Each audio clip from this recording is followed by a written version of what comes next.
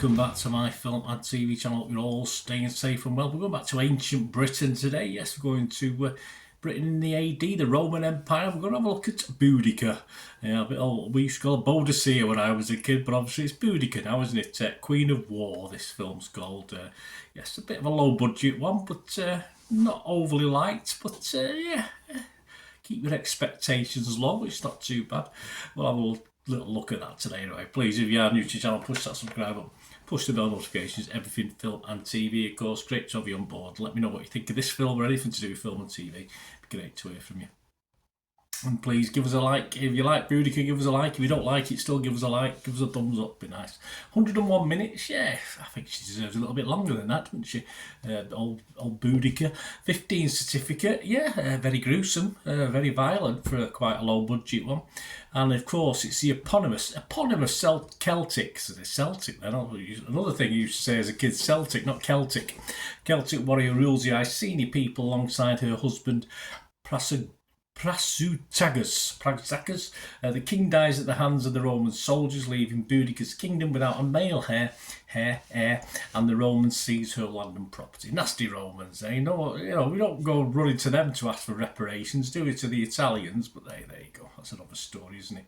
What about the scores on this? Well, they're not great. They're not all. Well, some of them are okay actually. Rotten Tomatoes, the critics, 5 liked it, 5 were fresh, but 7 were rotten, so almost down the middle, almost. All right, I'm clutching at straws there. 5.7 out of 10. An overall rating of just 42% positivity, so not fantastic.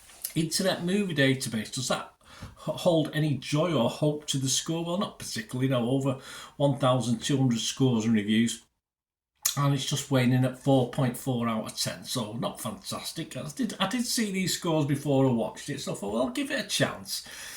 Okay. Rotten Tomatoes audience, again, not many people, but 1.8 out of 5, so that's not very good, is it? So what did I think? Well, I think despite the lowest scores, this isn't as bad as I was expecting. As I said, if you go into this with low expectations, it's a reasonable surprise. Boudica herself deserves, of course, longer than 100 minutes, and I've definitely seen 1 or 2 better tellings of this story. I think I've seen a docudrama and a couple of films out there which are probably a little bit better done than this, but given the constraints of the budget, the acting isn't that bad actually, which is unusual. It's usually quite wooden in these sort of things, but it's quite brass in this one. Not quite iron, but certainly brass on the way.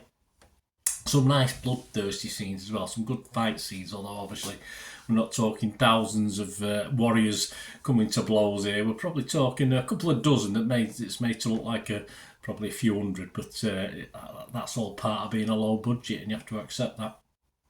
And I thought it was, although she's getting some criticism, I thought it was all held together fairly well from Olga Kurylenko, who stars as Boudica in this. Although she's never quite as convincing as the warrior she is as a wife, in fairness. I'm no detriment to her, just obviously not overly enthused. She's got a female warrior with her who probably does the business more than she does, but she does okay. She's all right in it. She's not too bad. As I said, I think if you're going into this not thinking it's a true historical tale, factual, of course these stories are written by the victors, aren't they, don't forget.